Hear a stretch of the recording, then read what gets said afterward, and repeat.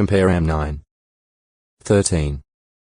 On the other hand, God warned, "If you will not listen to me nor do all these commandments, you will simply sow your seed for nothing, as your enemies will certainly eat it up." And he added, "Your earth will not give its yield."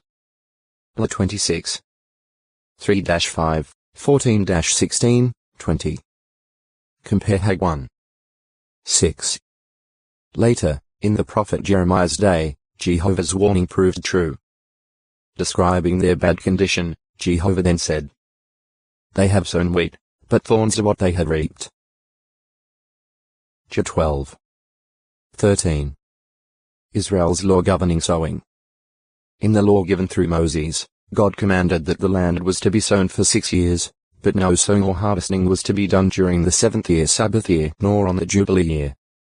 Acts 23:10, 11. La 25. 3, 4, 11. This served to test their faith, and it gave them more time for pursuit of spiritual things. It also was good for the soil. Since the land was Jehovah's, it was, in a sense, holy, and his people were holy. Therefore care had to be taken to prevent any kind of defilement. If the dead body of an unclean animal, for example, a rat or a lizard, fell upon seed that was wet, it was unclean for use, whereas if the seed was dry, it was clean. This was no doubt because the wetness would tend to spread the uncleanness throughout the seed. La 11. 31, 37, 38. Also, the mixing of different seeds in sowing was not permitted, though seeds of different kinds could be sown, each kind in separate places in the same field. La 19. Isla 28. 25. This may have been to keep the Israelites mindful of their separateness and distinctness as God's people, under his kingship. If an Israelite violated this law, mixing two sorts of seeds, the entire produce of his field or vineyard became as something devoted.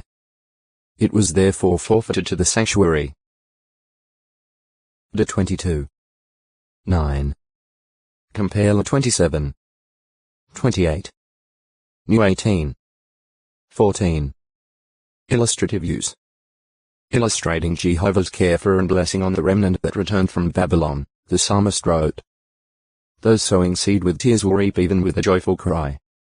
The one that without fail goes forth, even weeping, carrying along a bag full of seed, will without fail come in with a joyful cry, carrying along his sheaves." PS 126. 1, 5, 6. Those returning from Babylon were very happy at their release, but they may have text to acute muritra longo. Sowing 1014. God who does all things and man does not understand all of God's ways of working. Accordingly, he advises, "In the morning sow your seed, and until the evening do not let your hand rest. For you are not knowing where it will have success, either here or there, or whether both of them will alike be good." EC 11. 4-6.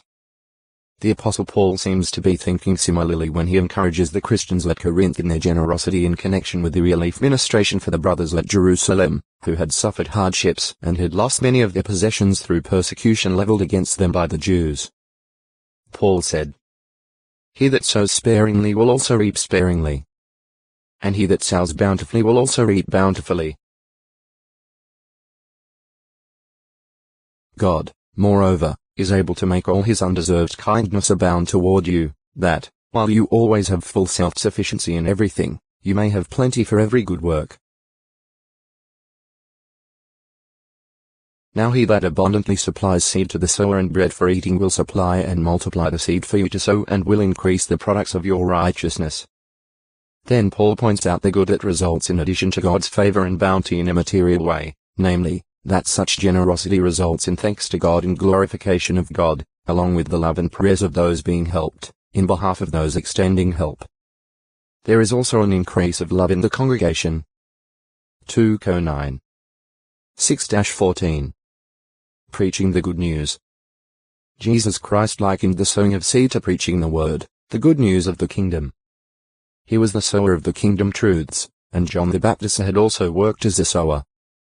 Jesus' disciples were sent out to reap in the fields that had been sown and were white for harvesting.